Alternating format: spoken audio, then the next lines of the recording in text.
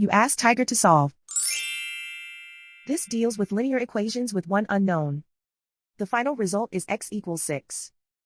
Let's solve it step by step. Simplify the expression. Find the greatest common factor of the numerator and denominator. Factor out and cancel the greatest common factor. Swap sides. Isolate the x. Multiply both sides by 3. Group like terms. Multiply the coefficients. Simplify the fraction. Simplify the arithmetic. And so the final result is x equals 6.